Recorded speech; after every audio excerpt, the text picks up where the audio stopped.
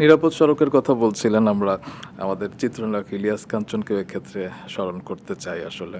তিনি অনেক দিন ধরে সড়কের জন্য কাজ করেছেন এবং আপনি দীর্ঘদিন ধরে তার সাথে অনেক ধরনের কাজের সাথে যুক্ত ছিলেন। একটু শুনি তার সম্পর্কে। খুব ভালো ব্যক্তিত্ব।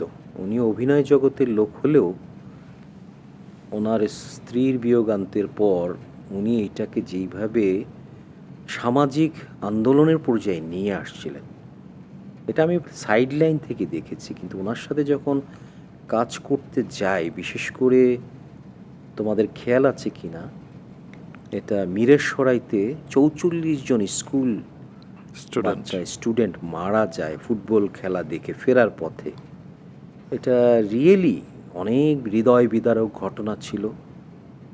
তখন যেই সরকার প্রধান ছিলেন উনিও যান, বিরোধী দলের প্রধান নেত্রীও যান, দুইজনই কিন্তু এই ঘটনার জন্য কী করা যায় শেষ পর্যন্ত বলা হলো যে না, আমাদের সড়কেরটা এটা স্কুল পর্যায় থেকেই নিরাপদ সড়ক কিভাবে নিশ্চিত করতে হয়, এখানে বিভিন্ন সেক্টরের বিভিন্ন ভূমিকা আছে, কিন্তু নাগরিক হিসাবে জনগণের কী শিক্ষাটা দরকার স্কুল লেভেল থেকেই দিতে হবে।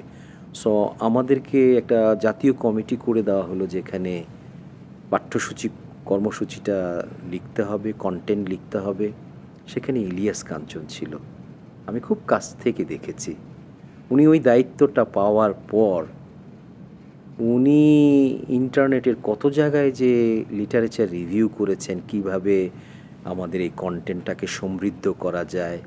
উনি লন্ডনে যে কতবার গিয়েছেন, ওই জায়গা থেকে হাতে কলমে যারা শেখায় তাদের কন্টেন্টগুলি নিয়ে এসে এখানে দেওয়া, ওখান থেকে বুঝেছি উনি একটা বড় মাপের কিন্তু একটা অভিনেতা ছিলেন।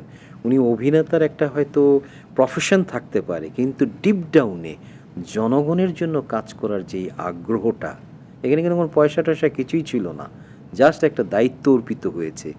এত এক্সেল করেছেন উনি, আমি অ্যাকাডেমিশিয়ান হিসাবে, যেটা আমার পারভিউ, ওনাকে দেখে আমি কিন্তু খুব উৎসাহিত হয়েছিলাম যে না, উনি একটা রিয়েলি সেফটি ক্যাম্পেনের একটা বিরাট মহানায়ক।